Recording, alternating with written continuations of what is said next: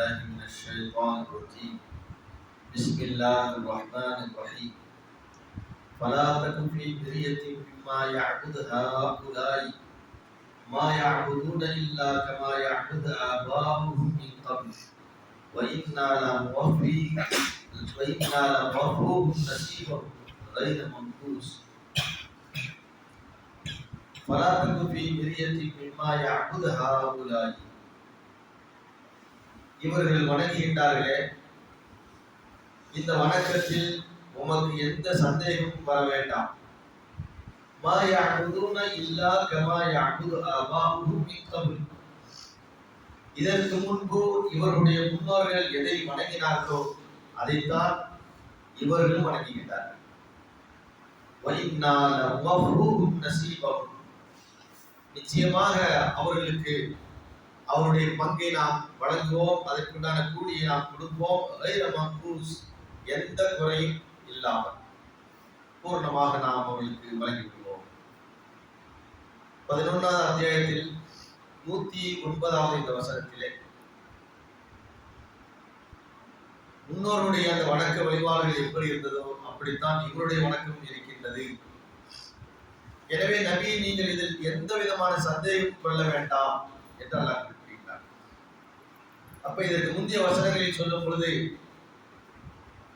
நரகவாசிகள் சொர்க்கவாசிகள் அவர்களை பற்றியெல்லாம் குறிப்பிட்டு அந்த நரகத்திற்கும் சொர்க்கத்திற்கும் கொண்டு போய் சேர்க்கக்கூடியது எது? அவருடைய வணக்க வழிபாடு. அல்லாஹ் அந்த வசனங்களை எப்படி கோர்க்கின்றாங்க பாருங்க. வஅம்மல் லதீன ஸஅது ஃபஃபில் ஜன்னah வஅம்மல் லதீன ஷகு ஃபஃபின் நார். தீயவர்கள் நரகத்திற்கு போவார்கள், நல்லவர்கள் சொர்க்கத்திற்கு போவார்கள் என்று சொல்லிவிட்டு இதை அல்லாஹ் இங்கே குறிப்பிடுகின்ற இந்த வசனத்திலே சொர்க்கத்திற்கும் நரகத்திற்கும் ஒரு மனிதனை கொண்டு போய் சேர்ப்பது எது என்று சொன்னால் அவனுடைய வணக்க வழிபாடுகள் தான். அந்த வணக்கம் சரியாக இருந்தால், இறைவனுக்கு மட்டும் உள்ள வணக்கமாக இருந்தால் அவனை சொர்க்கத்திற்கு கொண்டு போய் சேர்க்கும். அவனுடைய வணக்கம் ஷிர்க்கும் பித்அத்தும் நிறைந்த ஒரு வணக்கமாக இருந்தால், அல்லது முன்னோருடைய வணக்க வழிபாடுகளையே தொடர்ச்சியாக செய்து கொண்டிருந்தால் அவனை நரகத்திற்கு கொண்டு போய் சேர்க்கும் என்பதை உணர்த்துவதற்காகத்தான் இந்த வசனத்திலே அல்லாஹ் குறிப்பிடுகின்றார். நபியே, இவர்கள் வணங்குகின்றார்களே, வணங்குவது வேற ஒன்றும் அல்ல, இவருடைய முன்னோர்கள் எதை வணங்கினார்களோ அதைத்தான் இவர்களும் வணங்குகின்றார்கள். அப்ப நாளை மறுமையிலே முன்னோர்களை சொல்லி நாம் தப்பிக்க முடியுமா? தப்பிக்க முடியாது. அல்லாஹ் குர்ஆனில் சொல்லும் பொழுது அவர்கள் எம்மிடத்திலே வரும் பொழுது தனியாகத்தான் வருவார்கள். ஃபர்தா என்று சொல்கின்றார். ஒவ்வொருத்தரும் தனித்தனியாகத்தான் அங்கே விசாரிக்கப்படுவார்கள். எங்கள் முன்னோர்கள் இருந்தார்கள், அவர்கள் செய்தார்கள் அப்படிங்கிறதுல அங்க எந்த கேள்வி வரைக்கும் வராது. ஆனால் நாம் இங்கே என்ன சொல்லிக் கொண்டிருக்கின்றோம் என்று சொன்னால், நம்முடைய முன்னோர்கள் எப்படி இருந்தார்களோ அப்படித்தான் நாம் இருக்க வேண்டும்.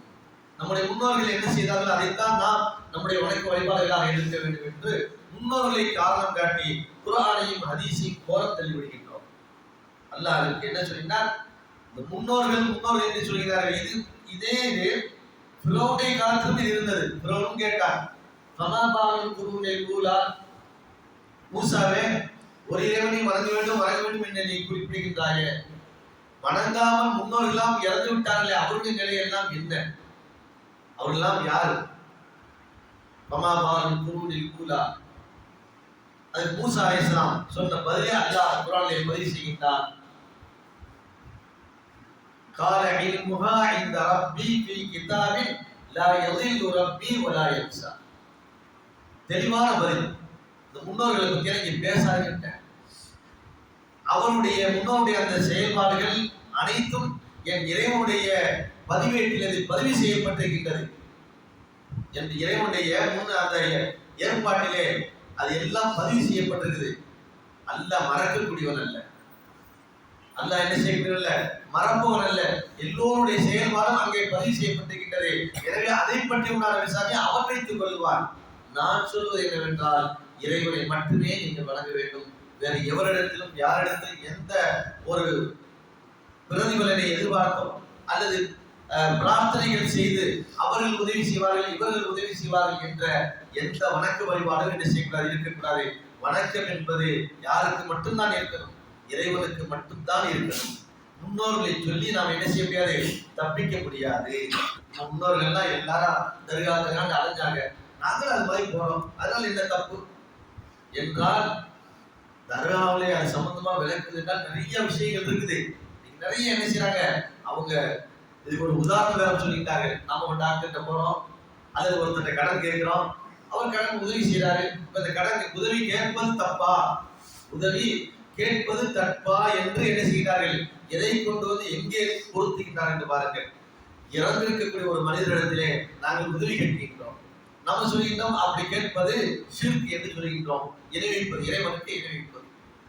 அப்போ ஒரு மனிதனிடம் கடன் கேட்பது அதுவும் உதவிதானே, அந்த உதவி கேட்கப்படாத அதுவும் இணைவிப்பதா ஆகிவிடுமா, ஷிர்காக ஆகிவிடுமா என்ற கேள்வி அவர்கள் வைக்கின்றார்கள். இந்த உலகத்தை அல்லாஹ் மறைமுகமாக ஒரு உதவியை செய்கிறான் என்றால் அல்லாஹ்வால் தான் முடியும். நேரடியாக செய்வதென்றால் மனிதனால் மட்டும்தான் முடியும். அது நபியாக இருந்தால் மறைமுகமாக செய்யவே முடியாது. நபி நினைக்கிறாங்க, ஒரு நபி ஒருத்தர் ரொம்ப கஷ்டப்பட்டு இருக்கிறாரு, ரொம்ப சிரமப்படுறாரு, ஆகினால் அவருக்கு நாம என்ன செய்வோம், அவருடைய வியாபாரத்துல பறக்கத்தை செய்து விடுவோம், அவருடைய தொழில் நாம பறக்க செய்யலாம் அப்படின்னு சொல்லி போட்டு நபி என்ன செய்யறாரு, பறக்க செய்ய நினைக்கிறாரு. அல்லது அவருக்கு அவருடைய வீட்டுல கொண்டு போய் ஒரு 10,000 ரூபாய் கையில் கொடுத்துட்டு வந்துடலாம் அப்படின்னு என்ன செய்யறாரு, கொடுத்துட்டு வந்துடலாம் கூட மறைமுகமாக செய்யும் நினைக்கிறாரு. மறைமுகமாக செய்ய முடியுமா? நபியாக இருந்தாலும் சரி, ஷேகாக இருந்தாலும் சரி, ஒரே ஒரு விஷயத்தை அவர்கள் மறந்து விடுகின்றார்கள். உயிராக இருக்கும் பொழுது செய்ய முடியாத ஒரு மனிதர் இறந்த பின்னால் செய்கின்றார். ஒரு உயிரா இருக்கிற ஒருத்தர், அவர் நாம செய்யணும்னு நினைக்கிறோம், பெரிய அவையா நினைக்கிறோம், அவர் பெரிய நபின்னு நினைக்கிறோம். அவரு உயிரா இருக்கும் பொழுது நமக்கு ஏதாவது மறைமுகமாக உதவி செய்ய முடியுமா? அல்லது நாம கேட்கக்கூடிய துவாவை அவர் கேட்டுக்கொண்டிருப்பாரா? கேட்கக்கூடிய சக்தி அந்த நபிக்கு இருக்கின்றதா, அல்லது அந்த அவுலியாவுக்கு இருக்கின்றதா என்றால் எவருக்குமே இல்லை. நான் கேட்பது மறைமுகமாக கேட்டால் அதை கேட்கக்கூடிய சக்தி யாருக்கு மட்டும்தான் இருக்கின்றது, இறைவன் ஒருவனுக்கு மட்டும்தான், வேற யாருக்கும் அந்த சக்தி இல்லை. ஆனா இவங்க என்ன செய்கிறார்கள், உதவி என்று வரும் பொழுது இதோட ஜாயின் பண்ணி நம்ம மனுஷன் போய் கேட்கிறோம்ல, அது மாதிரி அவுலியாக்கிட்ட போய் கேட்கிறோம். இதுல என்ன தப்பு இருக்குது? மனிதனிடம் கேட்பது என்பது நேரடியான உதவி, அவர் கொடுப்பதும் அவரிடமிருந்து நாம் வாங்குவதும் அது நம்ம கண்கூடாக தெரியும். ஆனால் அல்லாஹ்வின் செய்யக்கூடிய உதவி என்பது அவன் கொடுப்பது நமக்கு தெரியாது, எந்த வழியில் குடிக்கிறான் என்று தெரியாது. அதே மாதிரி தான் அவுலியாக்கள் செய்தாங்க. இதுதான் ஷிர்க். ஷிர்க் என்று இணை வைப்பது என்றால் இறைவனால் மட்டும் மறைமுகமாக உதவி செய்யக்கூடிய அந்த உதவி அவனால் மட்டும்தான் முடியும், வேற யாராலும் என்ன செய்ய முடியாது, மறைமுகமாக உதவி செய்ய முடியாது. அப்ப இதெல்லாம் வணக்கங்கள். இந்த மாதிரி உதவி கேட்பது மறைமுகமாக அல்லாஹ்வுக்கு கேட்கக்கூடிய இதுக்கு பேர் தான் வணக்கம். ஒரு மனிதன் போய் கேட்கிறான், 1000 ரூபாய் கொடுத்துருக்கிறீங்க, இது வணக்கமாகுமா? பிரார்த்தனை பண்ணிட்டோம், அது என்னது? வணக்கம். அதே பிரார்த்தனையை இறந்தவன்ட்ட போய் கேட்கிறோம், அது என்னது? வணக்கம். அதே நேரத்தில் ஒரு டாக்டர் போய் மருத்துவம் பார்க்கிறோம், அது வணக்கமாகுமா? அது அல்லாட கூலி இருந்தா பரவாயில்ல, இவர் போய் இந்த டாக்டர் போய் கன்சல்ட் பண்ணி இவர் என்ன செஞ்சாரு, தன்னுடைய உடலை ஆரோக்கியமா எடுத்துட்டாரு, ஆனால் இந்த டாக்டர் கன்சல்ட் பண்ணால் இவருக்கு நன்மை எல்லாம் கொடுப்பானா? ஆனா அல்லாஹ்விடத்தில் கேட்கிறோம், இறைவா என் நோயை குணப்படுத்துவாயாக, இந்த நோயை நீதான் வழங்கினாய், எனவே இதை நீ குணப்படுத்துவாய் என்று கேட்டால் அது நன்மை இருக்கின்றது. இதுக்கு என்ன நன்மை? இப்படி நாம நிறைய விஷயங்களை ஆய்வு பண்ணும் பொழுது முன்னோர்கள் என்று சொல்லி நாம என்ன செஞ்சோம், தவறான வணக்க வழிபாடுகளை தேர்ந்தெடுத்துக் கொள்கிறோம். எத்தனை அல்லாஹ் சொல்லினான், இவர்கள் வணங்குகின்ற வணக்க வழிபாடுகளே அதிலே நபியை நீங்கள் சந்தேகம் கொள்ள வேண்டாம், இவர்களுடைய முன்னோர்கள் எதை செய்தார்களோ அதை தான் இப்பொழுதும் செய்கின்றார்கள். நசீபகம், அதற்குண்டான கூலி அவருக்கு நாம் கண்டிப்பா வழங்குவோம். நல்லது செய்திருந்தால் இந்த உலகத்திலே அவர்களுக்கு அந்த கூலி வழங்கிவிடுவோம், தீமைகள் செய்திருந்தால் நாளை மறுமையிலே அதற்குண்டான கூலியை நாம் வழங்குவோம். அது எந்த குறையும் நாம் வைக்க மாட்டோம் என்று அல்லாஹ் கூறுகிறார். சுப்ஹானல்லாஹ்.